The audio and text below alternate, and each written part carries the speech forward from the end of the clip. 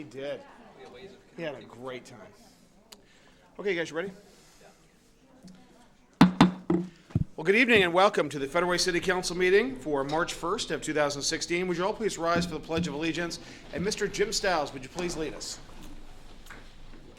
Pledge allegiance to the flag of the United States of America and to the republic for which it stands, one nation, under God, indivisible, with liberty and justice for all.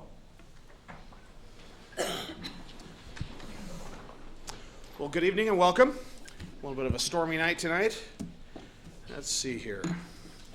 Okay, we'll start off with presentations. The appointment of certificate of appointment for the North Lake Management District. Councilmember Maloney. Thank you. At the February 16th meeting, Council reappointed the following people to the North Lake Management District Advisory Committee, and I will read your names, and if you want to come up to the front if you're here, I will give you your certificates. Charles Gibson, Mary McClellan, Aaronen, Brian Cleary, and Terrence Thomas II. And the certificates, I'll read one of them. It says, the City of Federal Way, City of Appointment. This is to certify that, and Terry, you can go over there and I'll bring it to you at the podium. Terrence Thomas II is hereby reappointed to serve as a voting member of the North Lake Management District Advisory Committee for a term to expire March 15, 2018. And it is the same for, I believe, for each of the members. So, yes, same term. Okay. All right.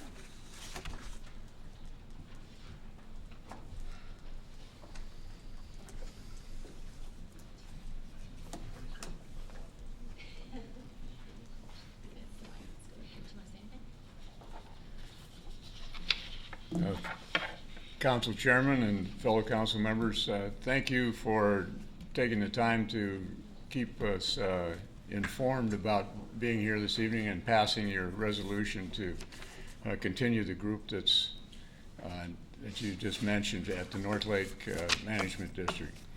I will say, I want to make one comment that the surface water management group of the City of Federal Way is a joy to work with. I know you have a new person coming aboard, but they have done an outstanding job over the last few years that we've been associated with this. So keep an eye on them. They're up and coming people. So thank you.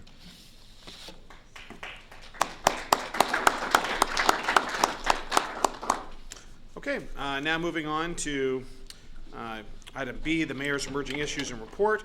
We've got with regard to the Performing Arts and Events Center update, Teresa Yvonne, our Performing Arts and Events Center Director. Thank you very much, Mayor, Council. My pleasure to be here this evening. I have a very short update on the Federal Way Coalition of the Performing Arts fundraising efforts, and then EJ Walsh will come up and update you on the construction of the project. We have just literally this week, Linda and Paul Ellingson have named the cafe and bar for the tune of $35,000, and that is worthy of applause. And the green room has been named by Eleanor and Dick Schenk. So they're slowly going, the naming opportunities are going actually fairly quickly. We're going fairly well. We have a couple more in the works. So Joanne Paquette will be here on the 15th to continue updating you on that and to present you a check. So to update you in totality, that gives us a total of $818,177. Current pledges is $49,700 for a total of $872,877. Remaining amount to get to their goal of $1 million is $132,123. It's getting very close. And our remaining naming opportunities in the facility add up to $545,000. And then, as I updated you previously, we are in the midst of our seat campaign. So we have quite a few seats left to sell, totaling $727,000 for an additional $1,272,000. So now EJ will come up and update you on the construction. All right, EJ Walsh. Good evening, Mayor, Deputy Mayor, members of council. My name's EJ Walsh. I'm here to update you on the construction side of the project. So, as you can see, we're well underway. If you go out there, you're not going to see a whole lot from the street. Most of the work has been below ground. What you see on the slide in front of you is what will be the heart of the building from a structural perspective, or what is the heart of the building. The back line that you can see with the mouse right here, that'll be the front of the stage. So everything where this dump truck is sitting behind it will actually be the stage that the performers are on. This arced line that you see right in the front of the slide, that'll be the front of the orchestra lift. So this area will be the area where the temporary bracing is right now that actually goes up and down and is part of the stage. Where the seats are will actually come out of the page to the right. So all of the building ties back to this massive concrete that you see. So from the structural perspective, the heart of the building's in place.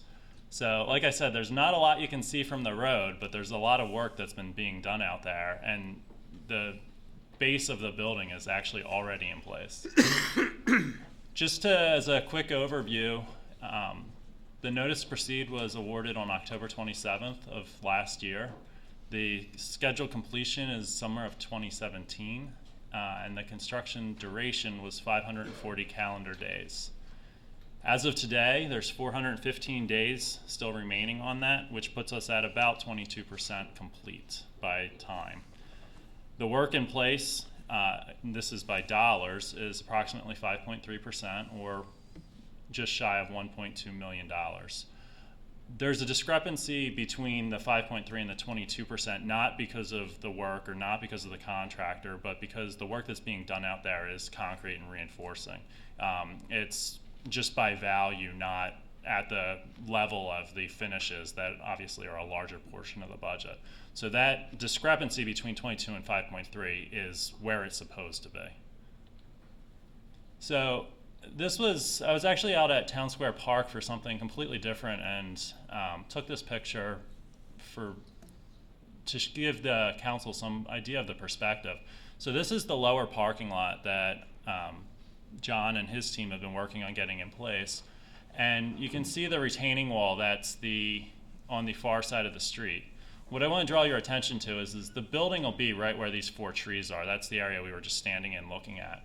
The height of this crane is about what the height of the theater loft is going to be. So to give you some idea of the massing, if you take this crane and extend it right to this building, that'll be the building that you'll see from Town Square Park with that beautiful glass facade.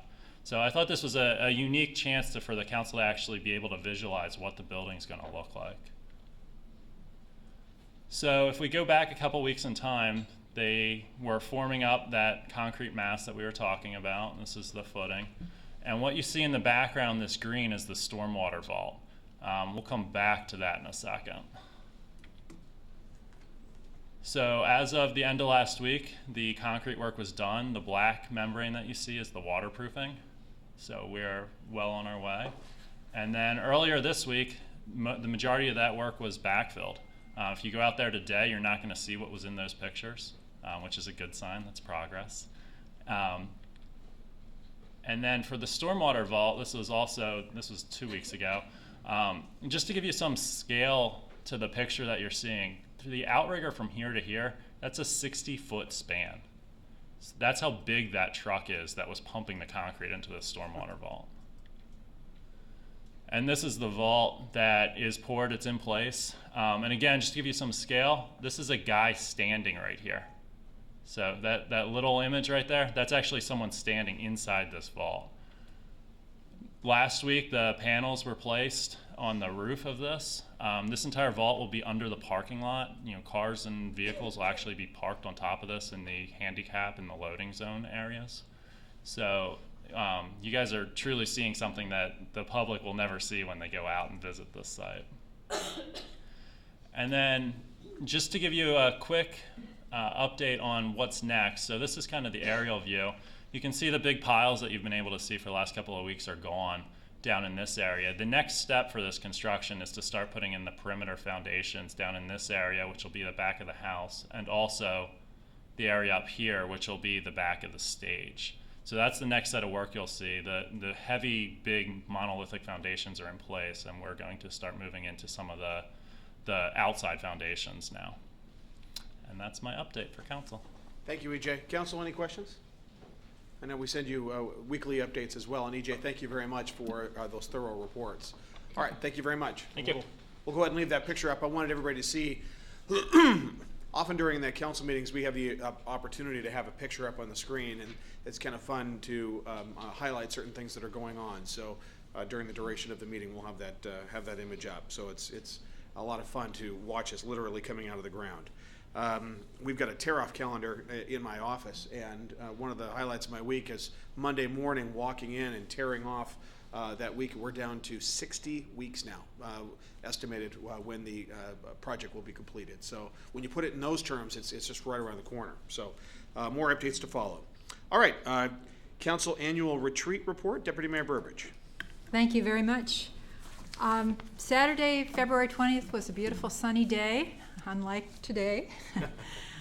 We were at Dumas Bay Center, which was a great setting on a sunny day for our council retreat. We had a great view of the grounds and Puget Sound. We covered a wide range of topics on our agenda, including economic development, town center and downtown development guidelines, image and rebranding, the university initiative, council rules. We looked at 5 of them and discussed them, homelessness, software for our website, and Dumas Bay Center facility planning. And I very much appreciate the active participation of all the council members, the mayor and the staff, and in addition, all the residents of our community who came to the retreat, spent as much time as they were able to, and those who commented also and shared their ideas. And I found it personally to be a very worthwhile retreat with thoughtful discussions and explorations of ideas. And I believe it will help to provide direction for the coming year as we move forward as a city. So are there any other additions or comments from my colleagues? Council, anything else about the retreat? It was a good day to roll up our sleeves and really talk about the visioning, so it was great. So. Well, I was going to say something in my report, but I'll just say it right now. That, yeah, please. I thought it was very, very good, too. It also, though, pointed out to some of us that we need to be doing some work on Dumas Bay. Right. And we can't put some things off. In order to save that beautiful property and that building, we really need to be putting some funds into it now. Well, it's funny you say that, Councilmember Duclos, because I've been talking to Councilmember Honda, who has a real passion for this issue and has a lot of ideas. Oh, okay. So that's right. I told you that we're exploring the idea of a subcommittee right now, an ad hoc committee, a visioning process that Councilmember Honda and I are going to be talking about with Dumas Bay and what our plans look like in the future. With that, Councilmember Honda, anything to add on that? Thank you. No, I've for a number of years have been trying to get something moving down at Dumas Bay. It is a beautiful piece of property. The public loves Dumas Bay. I can remember a meeting down there on one of the hottest days of the year where it was just absolutely packed. And Mayor, I can't think of his name. Skip? Nope. Oh. Dovey. Oh, yeah. Ran it, and it was a lot of ideas came out of that, and then nothing happened after that. We went into a recession, and it's time to move. It's time to get the visioning process going and figure out what we're going to do with the property. Okay, so more news to follow on that, and we're going to see how that develops over time, and at least just start working toward a vision and articulating some plans for that. Excuse me, I'd like to go a little further than that. I'd like to not just vision, I'd like to do something. Yeah, absolutely. That property needs attention, and it can't be put on the back burner. It's a beautiful property, and we really need to take care of it. That's right. Yeah, we put one of the things we talked about at the retreat, we just recently put $300,000 into upgrading the furnishings and all of that. So, all right. And the windows. And the windows, that's right. All right. Thank you very much, Councilmember Duclos. All right, so Tacoma Methanol Plant update. As many folks know, before we get into that, I want to say in regard to the retreat, it was videotaped. It will be replayed once it's edited down. We're not going to play the entire 6 hours. or however long it was. That would probably strain the patience of our folks out in the public. But what we're going to do is edit that down to a discernible time period and play the retreat on Channel 21 as part of a New Day Federal Way.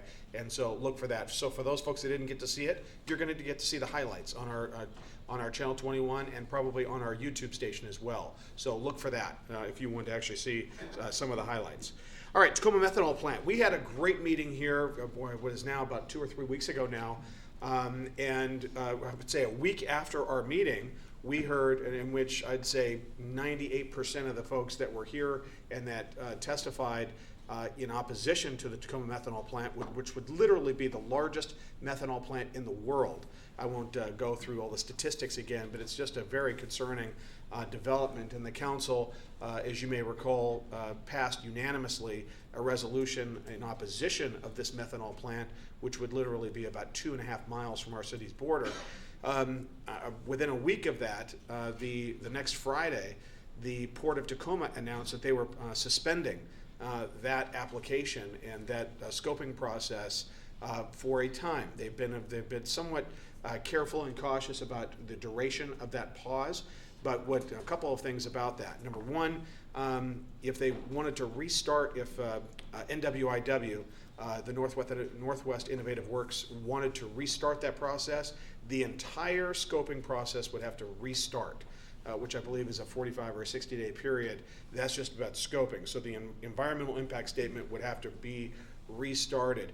But most importantly, not only the City of Federal Way, and I personally opposed it, Normandy Park now has passed a resolution in opposition to methanol plant, so has Des Moines. And our very own council is actually, I sit on the board of directors now for the Sound Cities Association.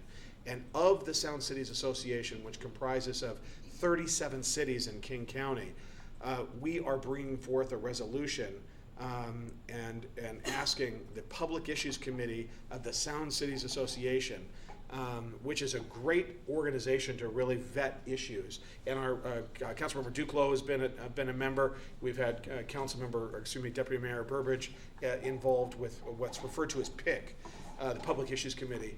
We're going to be taking that up, I believe, next week and asking the it used to be called the Sound Cities Association to take a stand against the methanol plant. Now, while it's on hold right now, it may not stay that way indefinitely. So we want to make sure we don't take our foot off the pedal, the gas pedal, so to speak.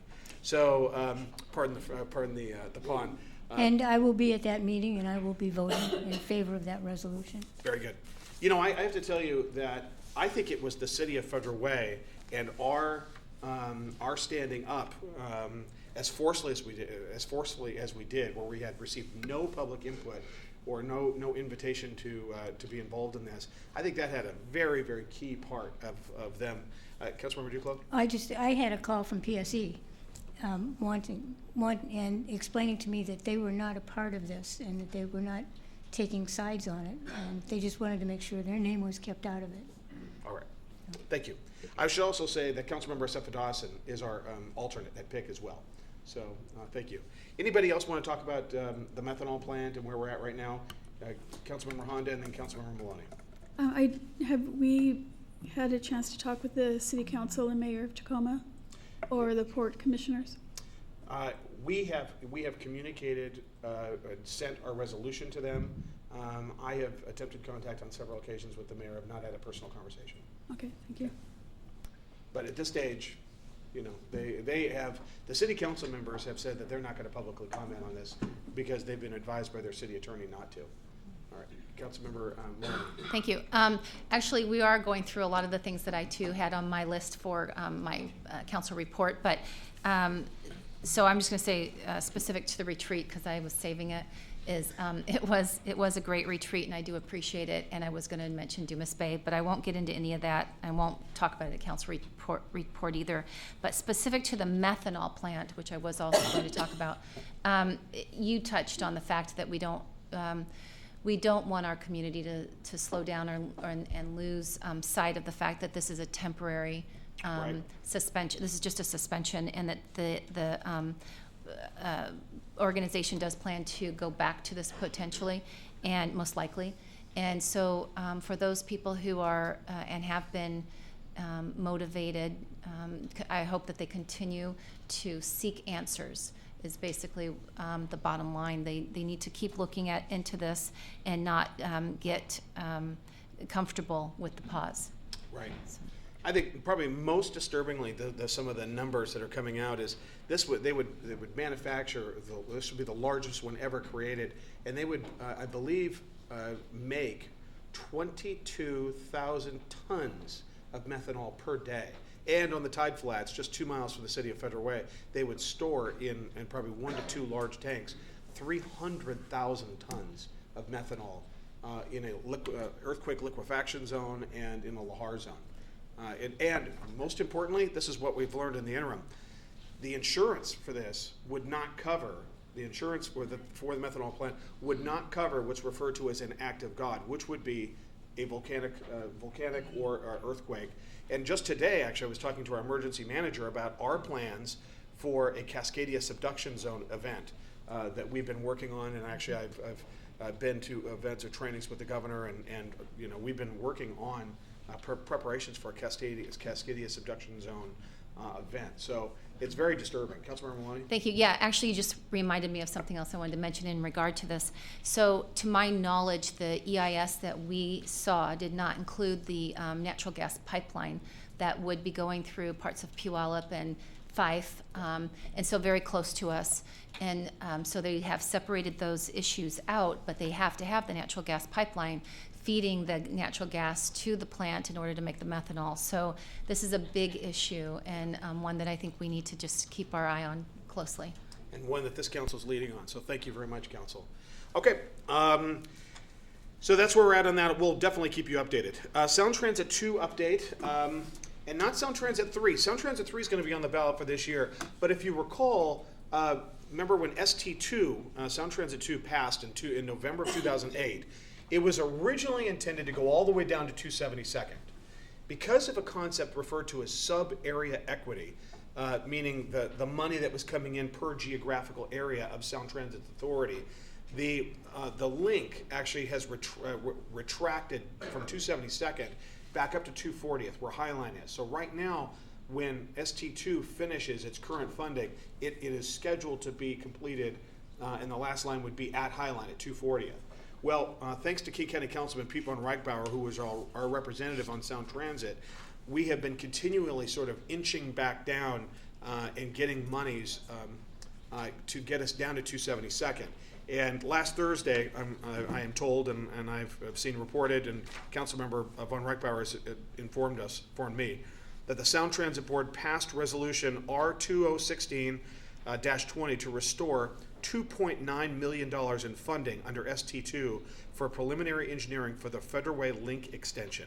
And this is definitely good news for Federal Way. So the goal is at some point, should the monies be available, to fully get that back to 272nd, where it was originally promised and represented to come down right into the top of Federal Way.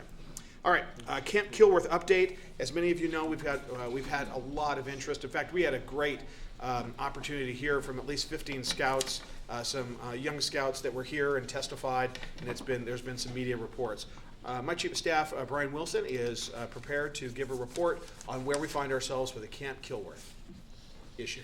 Thank you, Mayor, Council, and citizens. A brief report on update on Camp Kilworth. The Boy Scouts of America, which is part of the Pacific Harbors Council, has made a decision to close Camp Kilworth, actually effective today. The camp is one of several camps that's being closed in the South Puget Sound area. And the ones that are being closed are, and I don't know the pronunciation of, is it Delazin, Curran, and Jojobos camps. And then the Tumwater Service Center will be replaced with rental property. The one camp that they plan to keep open, I believe, is Thunderbird, and that's a very large camp that's about 200 acres in size. The decision to close the camps is based on financial reasons, expenditures exceeding revenues, and that's the information we've received from the Boy Scouts. With the closure of Camp Kilworth, the property reverts back to a 1934 deed and 2 trusts that are currently and are responsible for the property itself. There's the William Kilworth Trust and the Florence Kilworth Trust. These trusts are managed by a Tacoma law firm. There's a meeting that's scheduled on March 9th between Pacific Harbors Council and the Kilworth Trust regarding this property. And I've been told by the Pacific Harbors Council that they want to assess what the interests of the Kilworth Trust would be, if there was any interest in the Kilworth Trust supporting operations for camp activities to continue, and if not, what are their plans for the property itself. Camp Kilworth is approximately 23 acres. Of the parks or camps that are part of, that are under their control, this is considered one of the smaller camps. And given that one of their larger ones, Thunderbird, is almost 200 acres. There is a Rotary Lodge that was constructed in the 1930s. I had the opportunity to tour that lodge this week. It is phenomenal. The history of that it was actually the Tacoma Rotary Club that constructed it in the 1930s, and there was some updates that took place about 15 years ago with the help of Councilmember von Reichbauer and putting some funds together for that. I've been told that the estimated expenses for the operation currently at the camp is around $30,000 per year, but the revenue that's coming in for that is approximately $5,000 per year. So this ongoing deficit that's been occurring for several years on all of their camps is what's causing them to make a decision to close to stay financially stable or sustainable. The insurance, which is a major cost, is not included in that number, and currently the Pacific Harbors Council incorporates all of their properties in one insurance, and they don't separate them out. So that is something that's being worked on to determine what that particular cost and liability would be. The Pacific Harbors Council has stated its intent to remove trees from Camp Kilworth for safety reasons. There's several alders and different trees that have posed a safety hazard, and they've expressed their consent or their intent to take those trees out for safety reasons. They also, with these other camps, have stated that they want to raise funds by tree cutting on some of their other properties as well. So we've asked them directly, what are your intentions about clearing trees from Camp Kilworth? That is something that we're hearing a great deal of concern about from citizens, that it's going to be logged. And they've said, again, clearly safety. They will follow our processes, apply for a permit, and between the city's arborists and theirs, they'll have a plan to address what safety trees they want to take out. That will be something that will be very much overlaid with the sensitive areas that are present on the bluff and on this waterfront property. They have said that alders are the primary concern on the property, and with that, they do have some revenue that can be obtained from those trees that are taken down, the ones that are a safety problem, and they have some revenue model to collect from the trees that are taken down for the purpose of pulp. Apparently can be used.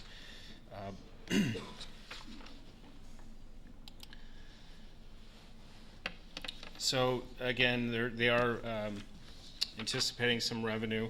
Permit applications to the city, they've said that they will come to us within the next 6 months to make a request to do that type of work, and we will process this.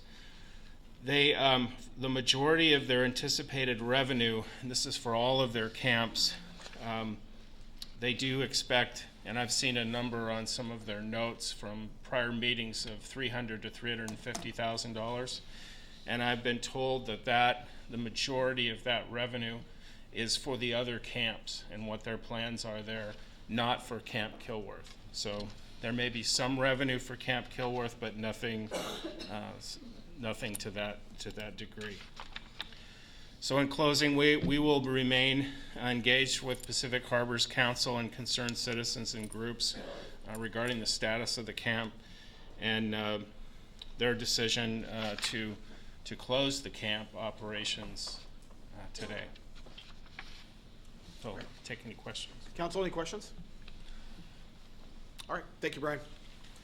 Okay, our next neighborhood connection, or what we refer to as neighborhood connections, which are town hall meetings, will be on April 13th.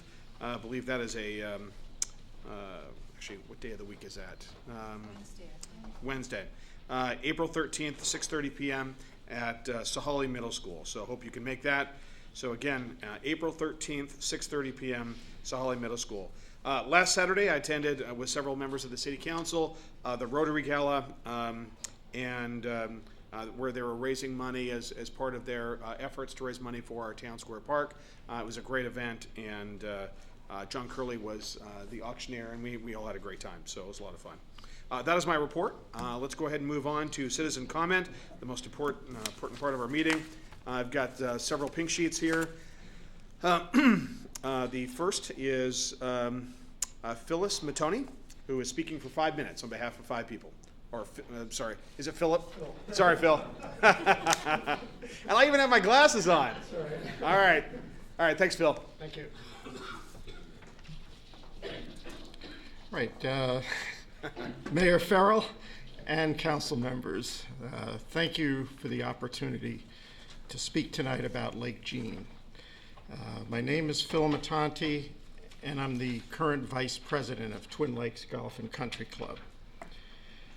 Last week I delivered an informational packet for each council member. Hopefully everyone had the opportunity to read this material. I am very qualified in putting forth this information based on more than 30 years of experience, knowledge, and expertise in the water treatment business. I spent my whole career in water treatment, in other words. I would like to share 4 comments. First, the issue at Lake Jean, as well as Lake Lorraine, started 50 to 70 years ago. Housing developments were constructed on or around Joe's Creek, the primary water source for the Twin Lakes. Many of the homes use septic tanks, and the City of Federal Way and the State Department of Ecology suspect that one or more of these septic tanks, along with other sources, are channeling the prime nutrient for algae growth into Joe's Creek and the lakes, which leads to point number 2. Currently, the Washington State Department of Ecology has awarded the City of Federal Way a 2-year grant to collect data to identify and lead to reduction in control of external groundwater, surface water, and stormwater sources of nutrients to the Twin Lakes. The third point is a very important one. Twin Lakes Golf and Country Club did not cause the Lake Jean issue. We own the parcel under Lake Jean, but we do not own the lake water. The state owns the lake water column. And yet we are being asked by a lakeside resident to apply a treatment at a time when there is no known, proven, viable program to definitively address the problem. If there were, we would apply it. Think about it. If there were a magic off-the-shelf product, would algae be in the news nationwide as much as it is? And the fourth point is, you've been told by the same lakeside resident that Lake Jean is toxic. Dan Smith, the city's former water quality program coordinator, did extensive testing of water flowing out of Lake Jean to Puget Sound last year and found no toxic threat to fish or wildlife. And the club has conscientiously complied with all state regulations in terms of notifying residents of lake conditions. In conclusion, I request that the City Council view the algae issue being presented at this time to be a private matter between the State of Washington, the 620 members of Twin Lakes Golf and Country Club, some of whom are here tonight, and the residents of Lake Jean, and that it is currently not a City of Federal Way issue to resolve. Thank you very much. Thank you, Philip. Appreciate it. All right. Okay. All right, now we've got Betty Taylor. And then Norma Blanchard. Yeah, and Betty, before you get started, before we start the timer, you know what we'll do is we'll talk a little bit about, we'll sum up what action directions will go for each item once all public comment is done, just so we know. I don't want to leave anybody hanging. All right, go ahead, Betty. Good evening. My name is Betty Taylor. As a citizen of Federal Way and as a commenter, as a public comments, when citizens get up here to make public comments, a lot of our comments are heard and a lot of things are done about the comments. But it's like when comments are made, but then you don't see no action taken behind the comment. So, and that's what I'm going to talk about. Anyway, tonight, you know, I was driving here and I proceeded to turn the corner and I came down a dark street. So it's really dark outside and it's raining and leaves are all on the ground and you can't see when you're coming down this road to come to the City Council building. And I brought this issue up before. It seems like I bring it up like once a year, but I never see nothing done. So I would really like to see more lighting around this area at nighttime because it's really dangerous. And I don't know if you realize how dangerous it is at nighttime, but it's really dark out there, especially like when it's raining. And it impacts driving, it impacts visibility because you can't see. And I really would like the city to really look into this, really put adequate lighting because I make the same statement and it's dark at the same time. So this is, I think within the last 3 years I've been making the same statement and I've seen no change. I've seen just dark. Of course, we know that there's lighting in the parking lot, but I'm talking about on the street level where cars have to drive up and down, north, south, east, west. That's where the danger level is for me and stuff, and I'm pretty sure that it should concern each and every one of you, and that's all I need to say. All right, Betty, thank you very much. All right, Norma Blanchard.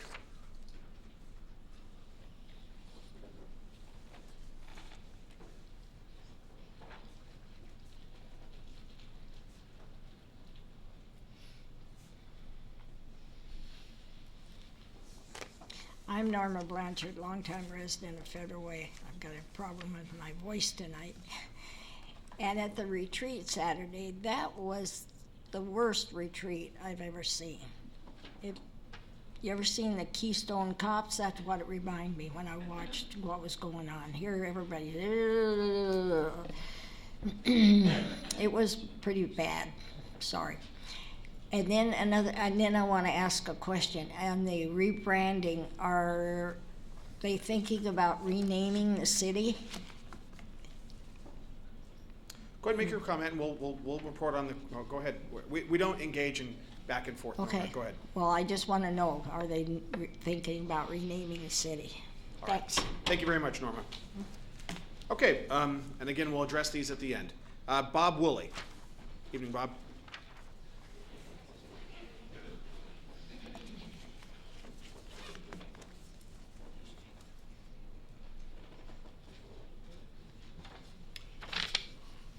My name is Bob Woolley, Mr. Mayor, Deputy Mayor, Councilman. I was here 2 weeks ago, brought the Lake Jean issue to the public. Things have developed.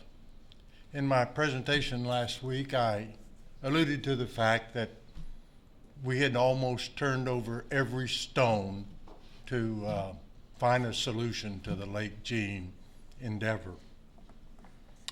I want to say thank you for having these sessions for us to come back and, if necessarily, repeat our concerns, soliciting the partnership of the council.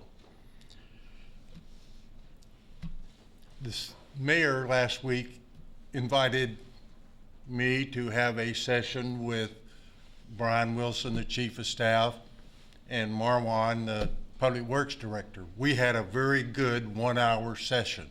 I was accompanied by Don Smith and Gary Dorsey. We made progress.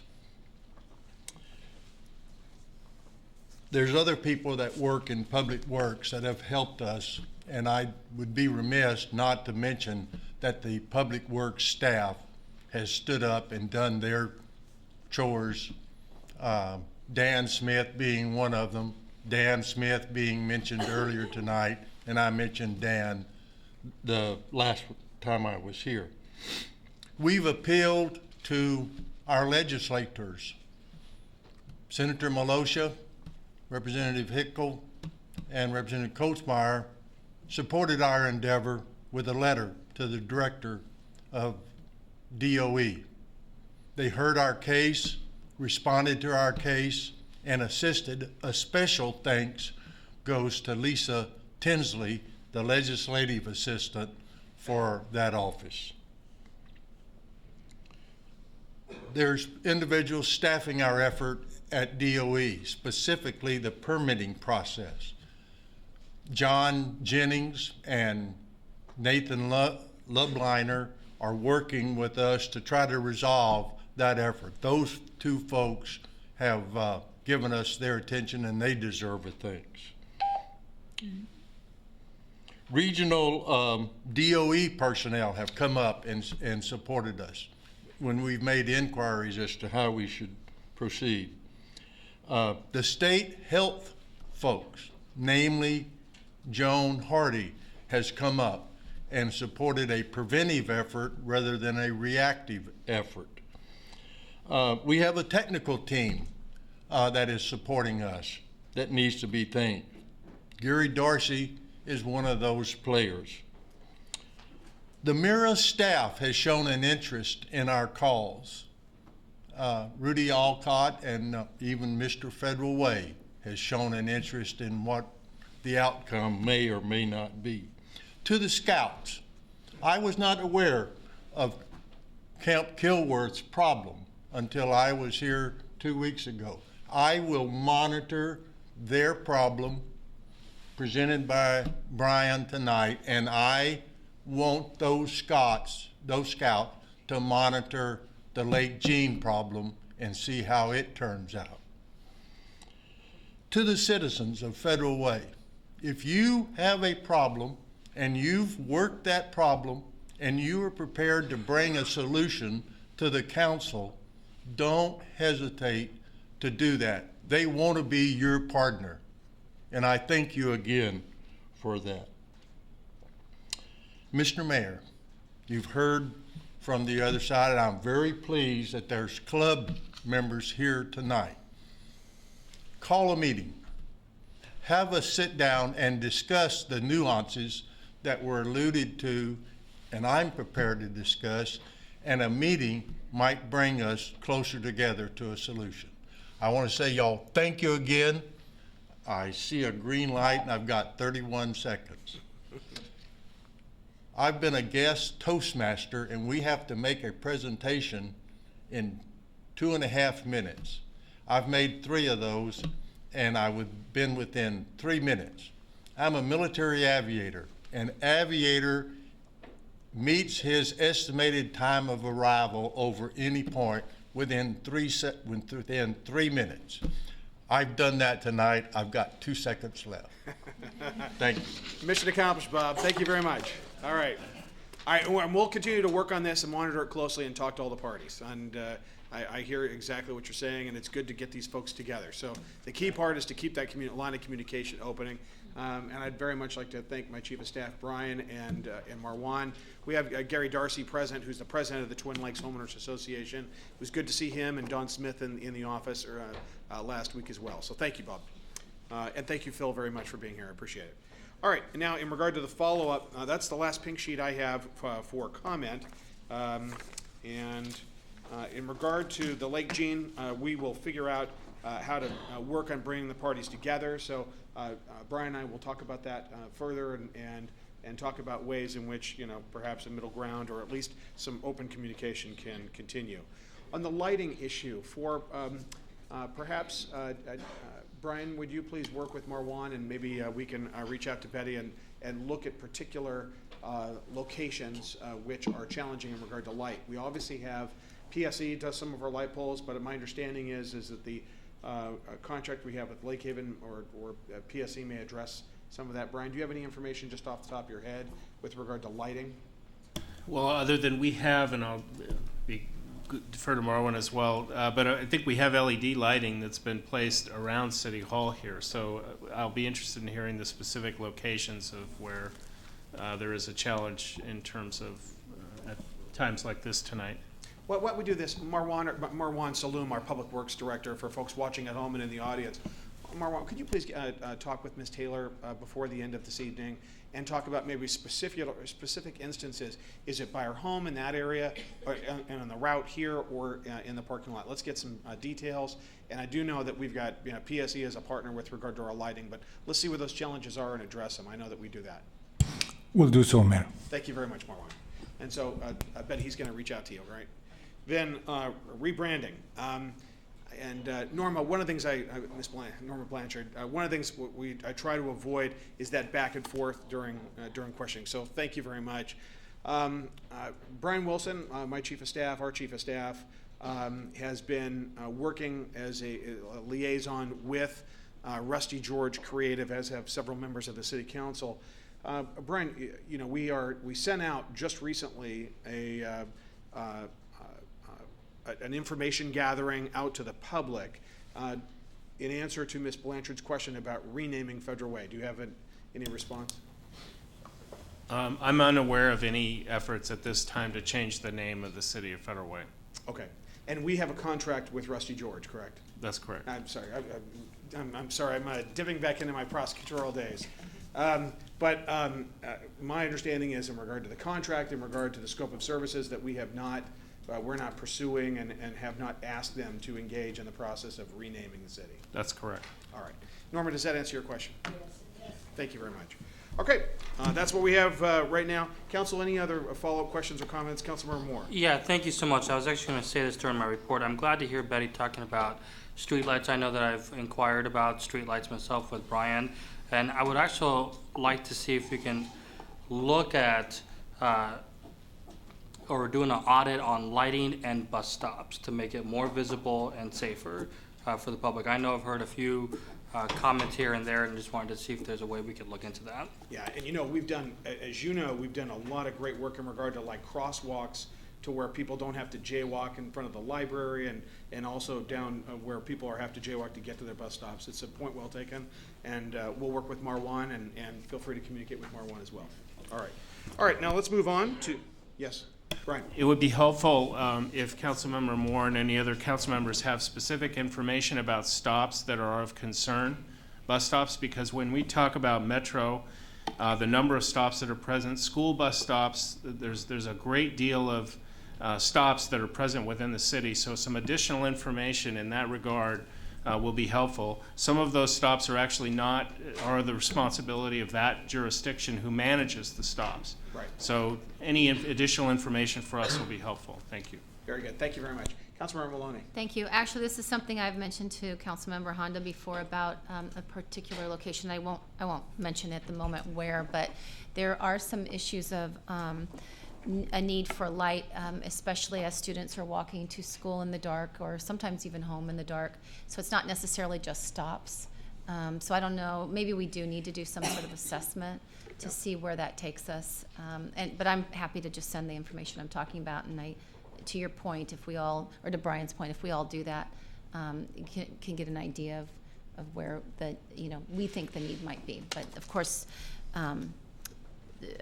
traffic should check on that. That'll be very helpful, and I think it's important for us to assess who has responsibility for that lighting. Yes. And that's part I of our agree. effort, because Yep. it may not be the city. Yes. It may be other Absolutely. jurisdictions that Mhm. have responsibility for safety around their particular areas. Great, thank you. Councilmember Honda, then Councilmember Moore. Actually, Councilmember Moore first. Did you have a comment as well? I'll be after everybody. Okay. Yeah, I mean, Brian, I certainly hear what you're saying, and thanks to Kelly for mentioning assessments. I think we also kind of need to look at the bigger picture, and identifying who has that jurisdiction, I think is good for us to know. And for me, I'd like to kind of get the big picture as well, if that makes any sense. Yeah, Councilmember Moore, I think I got exactly what you're thinking. What I'd like to do, Brian and Moore, maybe at the next council meeting or the one after that, let's have a report on lighting, maybe during my emerging issues, and we just close the loop on it. And that way, we make sure that we, at least we come back and give an opportunity to give voice to Ms. Taylor's concerns, and we kind of just touch base about where we're at on it. So it may not be as quick as next meeting, but maybe the meeting after that. Councilmember Honda, and then Councilmember Duclos. About 4 years ago, I had a citizen contact me about lighting over at Illahee, and he was concerned about lighting at a crosswalk over at Illahee, but it turned out it was PSE's responsibility. That's right. And with the help of Carrie Rowe, they did put a new light in for the parents there and the kids within 6 months, but it turned out to be PSE's responsibility. That's right, and that's I think Marwan and I have talked about that, and Brian, you look like you're on the verge of saying something. So, tonight we have a Lake Haven agreement as part of the franchise, and one of the positive aspects of this is that we've had several areas of our city that have been paying for streetlights through Lake Haven Utility. And as a result of this agreement with Lake Haven, those payments will not have to be made anymore, that the city is going to take responsibility for that, and Lake Haven is going to, as part of our franchise fee that we will collect from them, we will not have that disparity within the city of some citizens paying for streetlights and some not. So, this is a timely opportunity for us to assess where we are. But I just want to reiterate how important it is to have specific information about locations, because that gives us a start to be able to answer and address issues and determine who's responsible for those particular areas. That's right. And for folks in the audience today, or listening today or hereafter, and hear this conversation, if you know of where there's a lighting issue that we need to address, we can pass it on to the school district if it affects them, or if it affects Metro buses, let us know, and we'll pass that along. Councilmember Duclos. Okay, this doesn't have to do with that, but it reminded me of something that I saw last week on the street. It's the traffic lights. When somebody pushes the walk button, and people have been sitting there waiting for their light, and they get a green light and they start to go, and you can't see that somebody's hit the walk light, and that person starts to come out. This car was there and that person was there. And I couldn't fault the driver, nor could I fault the person, because the person had the walk light. So we really need to either make it an always stop when that walk light is hit, or it needs to be so that the people that are getting the green light when the walk light is also there know that there's somebody that's entered the crosswalk. Okay.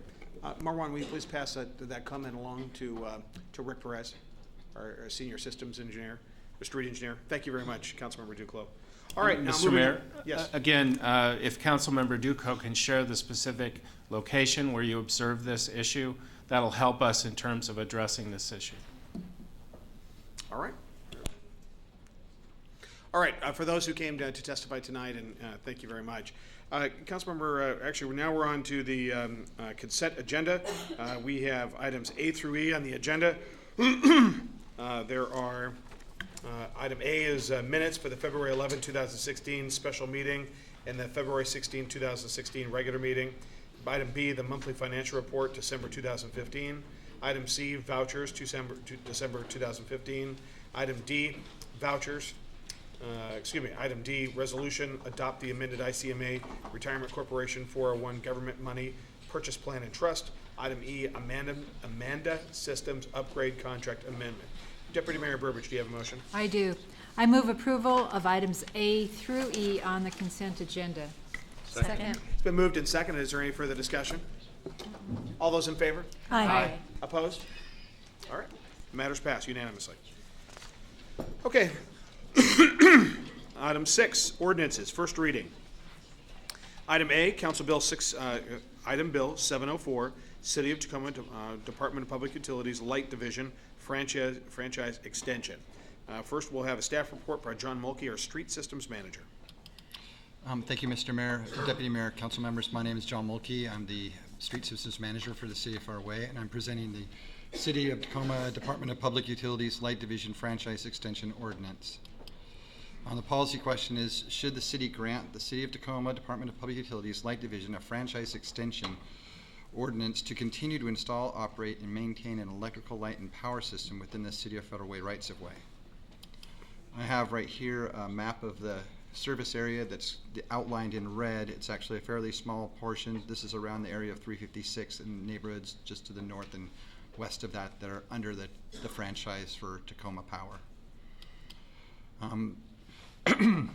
In the background, the Tacoma Power has been previously requested and granted a franchise from the City of Federal Way in order to install and operate their facilities, and are seeking an extension of that franchise agreement, which is in the attached franchise as part of that agreement.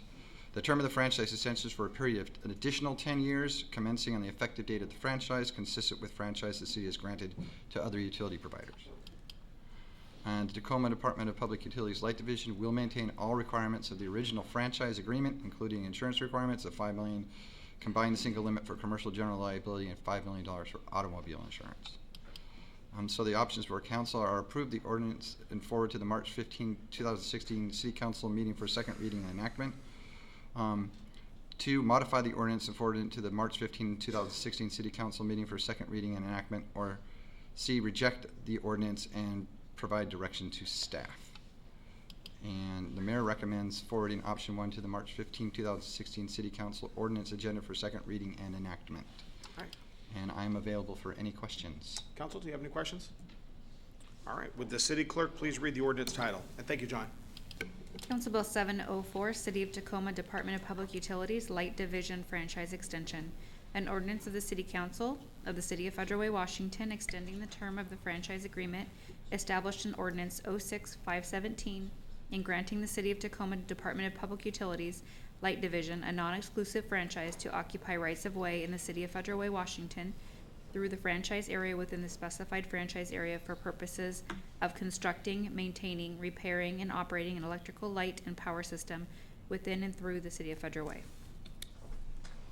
All right. Councilmember Duclos. Yes, I move to forward the proposed ordinance to the March 15th council meeting for second reading and enactment. Second. It's been moved and seconded. Any discussion? All those in favor? Aye. Aye. Opposed? Matter passes unanimously. Item B, Council Bill 705, the new singular wireless franchise. First, we'll have a staff report from City Attorney Amy Jo Pearsall. So this is franchise night. So this is the second of third franchise we will have before you this evening. This was actually a request by New Singular Wireless that we received last year. Very similar terms, 10 years. It's consistent with the other franchises we have, same with the insurance and the bonding requirement. This ordinance actually came before council previously and was approved back in September of 2015. However, Singular failed to submit the signed acceptance within 60 days as required by the franchise terms. So this proposed franchise that's in front of you right now contains the exact same terms as the one that you previously approved in last fall. A new administrative fee will be charged to New Singular Wireless for having to have the ordinance come back again so that they can sign the acceptance in the allotted time. But that's all, there's really no new information. It was just a mistake on their part, and so here we are again. Okay. Would the city clerk please read the ordinance title? Council Bill 705, New Singular Wireless Franchise, an ordinance of the City Council of the City of Federal Way, Washington, granting New Singular Wireless PCS LLC, a Delaware limited liability company, a non-exclusive franchise to occupy rights-of-way in the city of Federal Way, Washington, within the specified franchise area for the purposes of installation, operation, maintenance, and repair of its wireless communication fixtures and related equipment, cables, accessories, and improvements in a portion of the rights-of-way within and through the city of Federal Way. All right. Council, did you have any questions for Ms. Pearsall? All right. Councilmember Duclos, do you have a motion? I move to forward the proposed ordinance to the March 15th council meeting for second reading and enactment. Second.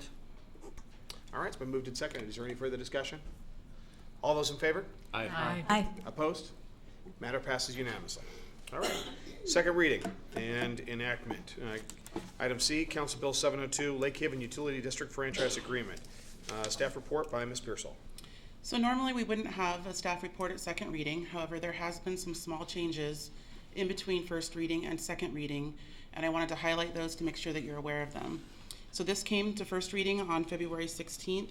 Lake Haven and city staff have been finalizing and refining the payment structure to make sure that it works for both parties, as this is a new payment for Lake Haven. So they had to make sure it works for them, and then also that it makes sure that what they want worked for us.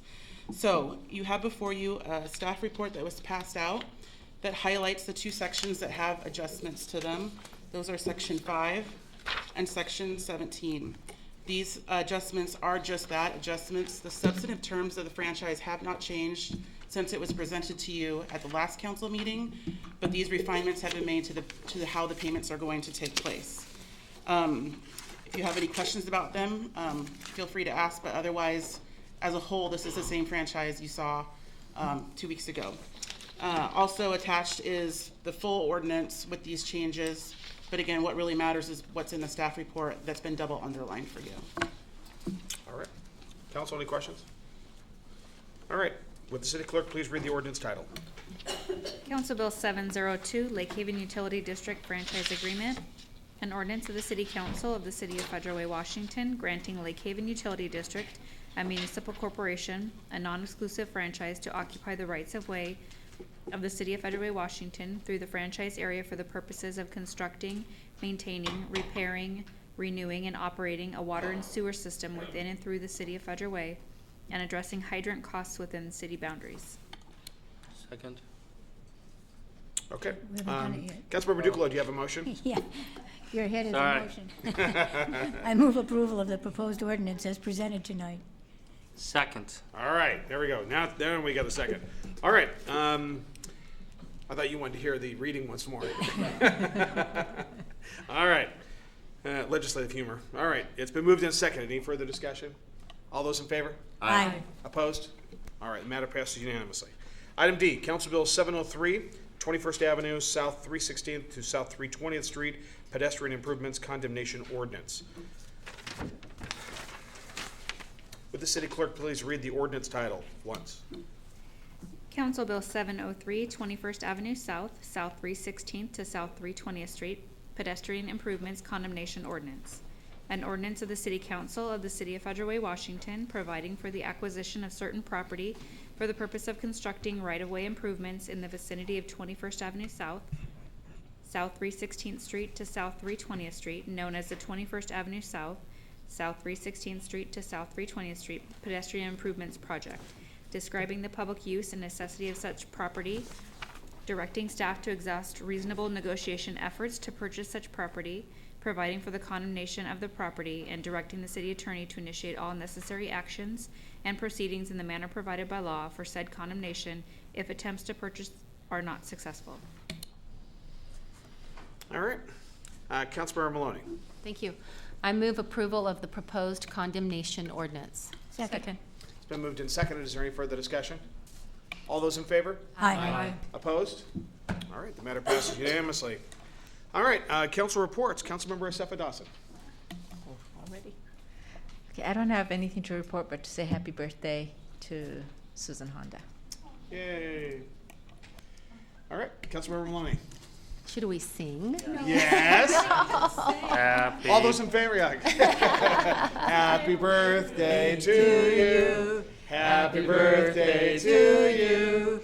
Happy birthday, dear Susan.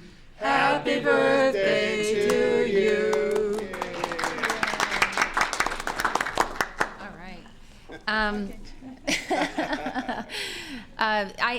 We already talked about a lot of the stuff on my list, but the Rotary Gala was a really phenomenal event, and gosh, John Curley was on fire. He was. He was a lot of fun. I never did hear the end result of how much they raised, but I'm going to guess it was a lot. They probably broke a record or something. Anyway, that's it. I'll share the other stuff at some other point. Well, after listening to John Curley, I've been talking a little fast tonight, and it's because I watched him do this auction. So I find myself just like talking really fast. But he was sweating profusely. You should listen to him on the radio. Yeah. He's on every day. All right. I was going to say, does he sweat on the radio? But no, never Oh, mind. yeah, it comes right through. It really does. I turn the air conditioning on all the time. Councilmember Honda. Thank you. Thank you for singing happy birthday. It was also the city's birthday, same day. Yeah, that's right. Yeah.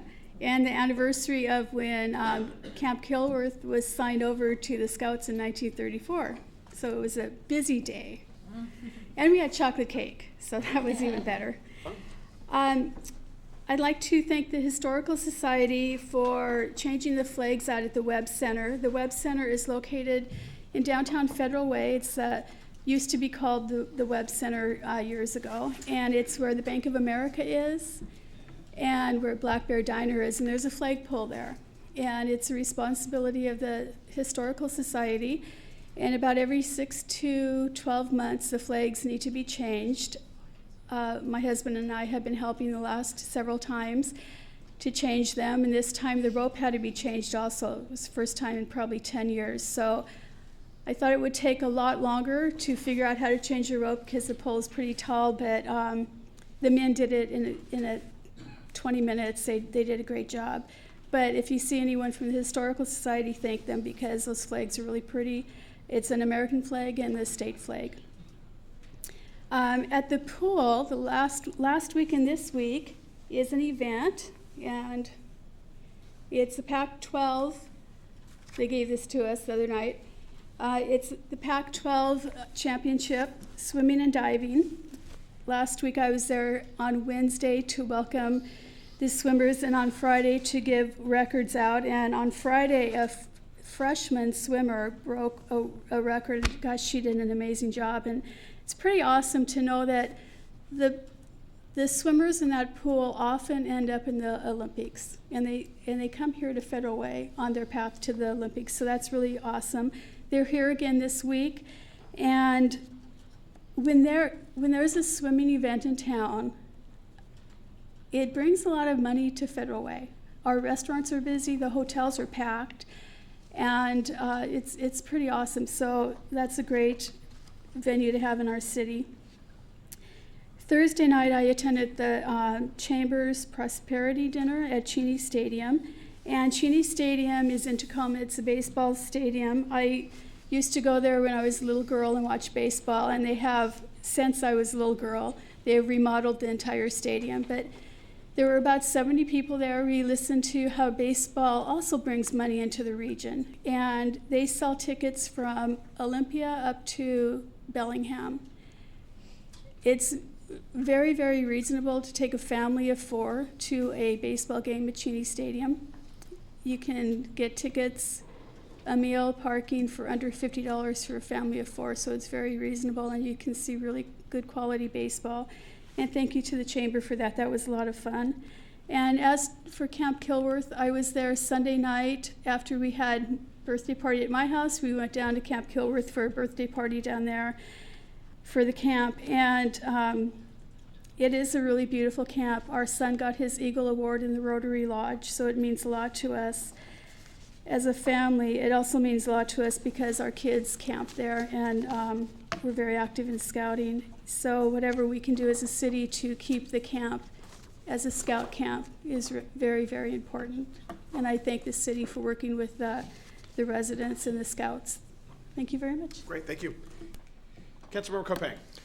I had the opportunity to attend my first council meeting as a member of the or a council retreat as a member of the council, and certainly enjoyed the back and forth that we got to have as members of the council. It's an interesting process, and having observed it, to be on the other end of it was certainly rewarding. I immediately got on a plane the next day and went down to San Diego for a business trip, and As I spent a lot of time in San Diego, and I know Federal Way will never be San Diego, but I've certainly really appreciated the pedestrian-friendly environment that's been created down there, and gave me a lot of hope for what we can create in our downtown core. I certainly look forward to that vision continuing to unfold, and for us being a part of really defining our city's future. And I think being more pedestrian-friendly and bringing people into the city is the direction that we're going, and I'm very excited about that. And then I also was at the Rotary event or the Rotary Gala, and it's good to be, as a Kiwanian, to be welcomed by the Rotarians.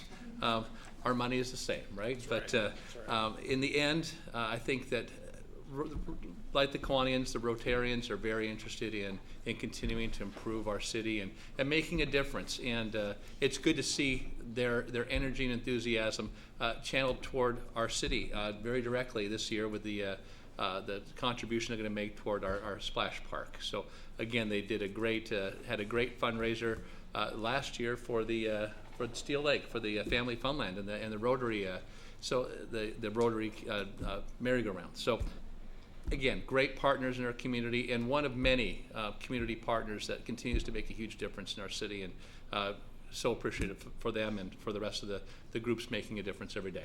Thanks. Thank you. Councilmember Moore. Thank you so much, Mr. Mayor. First, have to recognize Mr. Chris Runge, who's in the audience. If you don't know him, if you're a golfer, you may know who Chris is. He works at Twin Lakes Country Club in a very high position, I think I'm probably going to get it wrong. Head golf. I'm sorry? Head golf. Head golf. Great guy. I've known him since I was in 7th grade, so he can tell you a lot of stories about me, I'm sure. So wanted to recognize him. Also say thank you to my colleagues. The retreat was a great gathering for us to discuss ideas and visions and goals.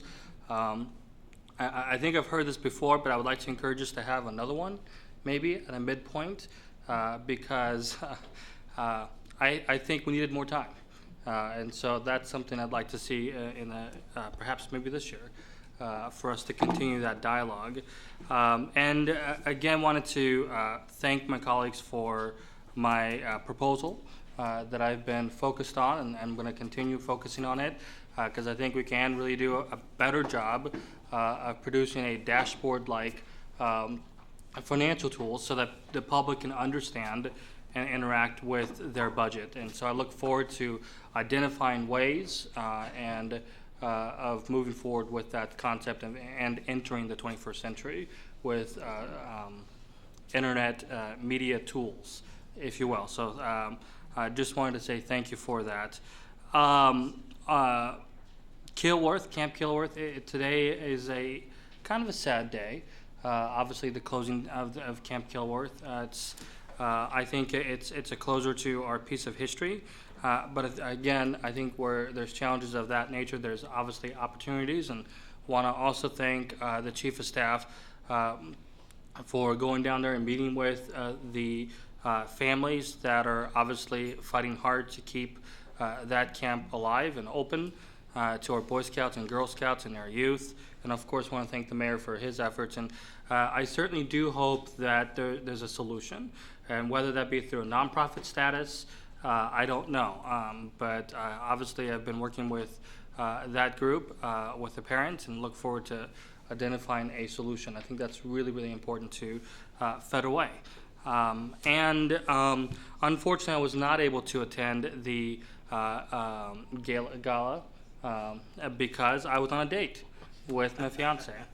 I saw a play called I Love You, You're Perfect, Now Change. Great play. I'm not sure if there's a hidden message there or not, but it was a wonderful off-Broadway play, and that was held at the Tacoma's musical playhouse. And of course, as I entered that theater, I couldn't stop but to think about what Federal Way is going to have.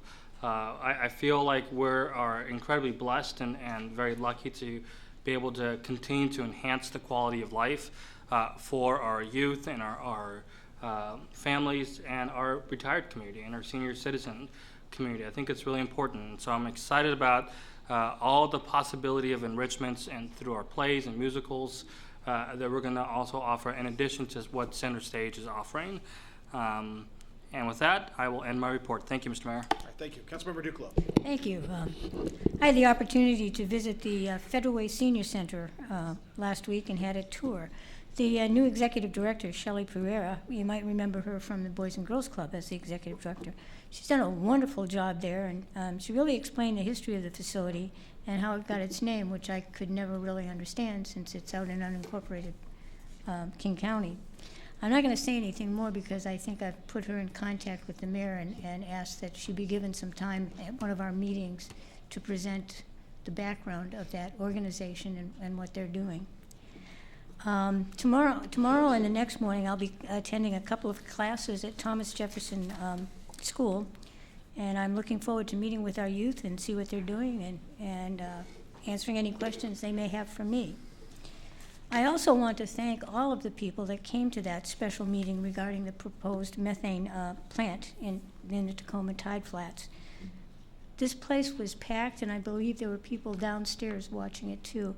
And I have to say, it was a very, and I used this word, volatile issue, but it was handled, yeah, I know. But the way they handled their testimony was just very professional, very polite, and very considerate. And they made very, very good points, and I think we all shared their concern very much. So again, I want to thank the mayor for calling a special meeting, but I really want to thank the people that came and their behavior. They were very, very well-spoken and respectful. Also thought the council retreat on the 20th was very good in terms of productivity for the council and potential work plans.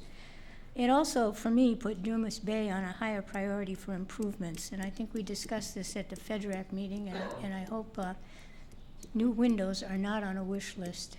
They have to be a priority, as well as some other things. We're losing a lot of money with heat going out those windows. So I think that has to be made a priority, and I will continue to harp on that until we do. Tomorrow, I will be kicking off the diving competitions at the Aquatic Center at 6 p.m., and I think some other people might be handing out winning trophies or whatever. I had the privilege to do this a couple of years ago too, and it's very nice and very exciting. And have we talked with the Rotary Club about Camp Kilworth, since somebody mentioned there was a Rotary Lodge there? Right, it was built in like 1934 or 35. That's something we might want to explore with them, with all the money they raise for their fundraiser. Maybe Councilmember Burbidge and I could have a talk with them a little bit. It's a beautiful facility. It's a beautiful lodge. Well, I've seen the one over in Aberdeen. That is absolutely gorgeous, and that's right by the water there. So they build nice lodges. Yeah. Anyway, that's the end of my report. All right, thank you, Councilmember Duclos. Deputy Mayor Burbidge. Thank you. Just to mention briefly, our son enjoyed his time as a Cub Scout at Camp Kilworth, and there were a couple of family events as well. So I became a little acquainted with it at that time. Last Thursday, I attended the Economic Development Council for Seattle and King County's annual investor meeting and first quarter board meeting in Seattle, and we had some interesting folks presenting information on the region's real estate market and new development projects. Some real estate firms had representatives, and also the editor-in-chief of the Puget Sound Business Journal. It was quite interesting. On Saturday, I attended the gala. I won't go into detail about that. It was very well done by my colleagues in Rotary. And then on Sunday, I was able to attend the Jet Cities Chorus annual Sweetie Pie Social at Todd Beamer. And they do such a fantastic job. I can certainly understand why they've received a lot of awards for their wonderful the music that they present vocally. And then additionally, this Sunday, our Federal Way Symphony has arranged for a very special chamber concert that will be at St. Luke's Lutheran Church on South 312th and at 2 o'clock.